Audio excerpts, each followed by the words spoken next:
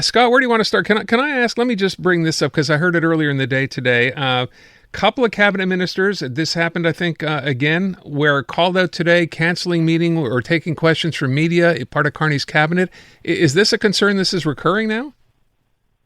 I still think it's largely a function of the government not having its act together, like being so green, starting so fast, not having staff. But it's a worry, and what I mean by not having staff, meaning like they're not prepared, they're not into a rhythm, they're not sort of like, okay, here's what you have to do. I myself, I'm hosting a radio show tomorrow for Vashi from 12 to 2, all across the network, including on CJAD, and I was trying to get a minister on.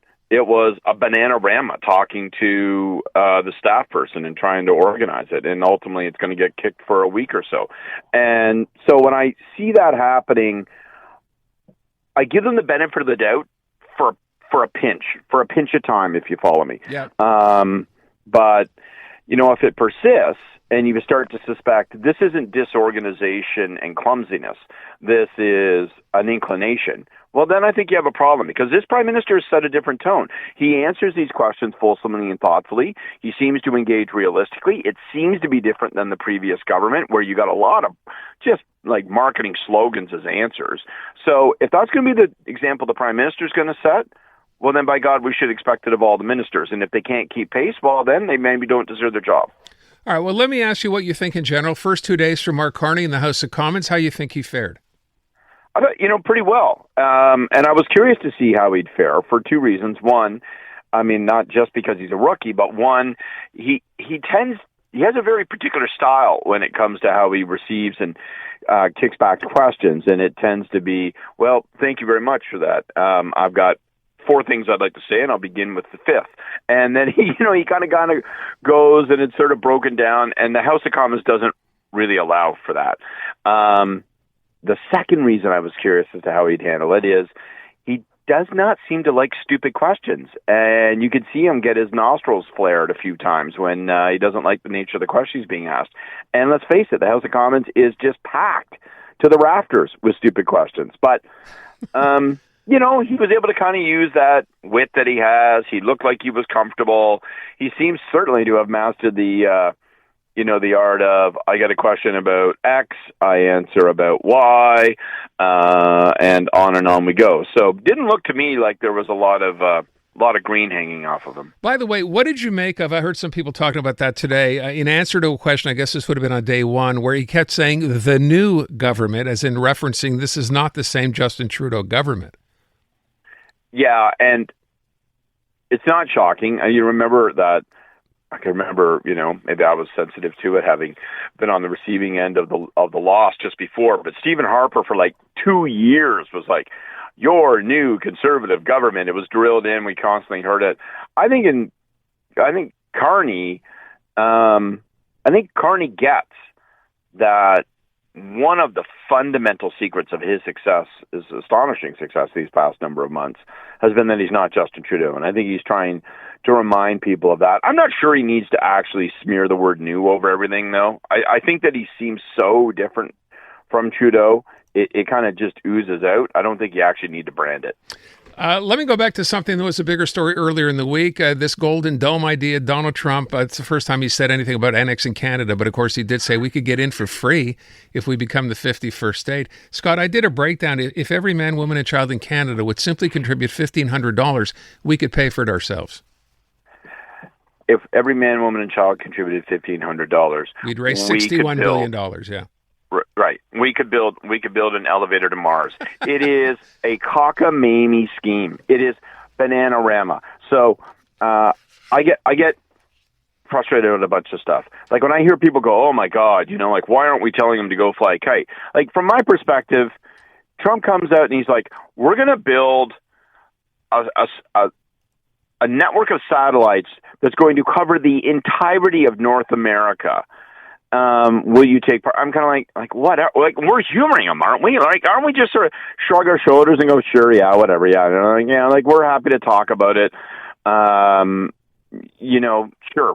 maybe a Canadian aerospace firm out of Montreal gets a contract, or whatever have you. But like, I assume that's all this is. It's just humoring them, that it's too abrasive to tell them no and to say the obvious thing, which is your defense secretary is a haircut you stole from a couch at Fox News, and your real vice president is a guy who builds and sends satellites up to the sky. So he sees an opportunity to become not just a billionaire but a trillionaire. This whole thing is a Ray Bradbury novel. It's just a joke. So I don't really take it seriously, and attaching it to the whole 51st state thing, I think that just told us that message was sent and delivered when the king got here, that it got up Donald Trump's nose, and so he started doing his reflex thing. It cracks me up that I think he genuinely believes that Canadians want to be part of the United States,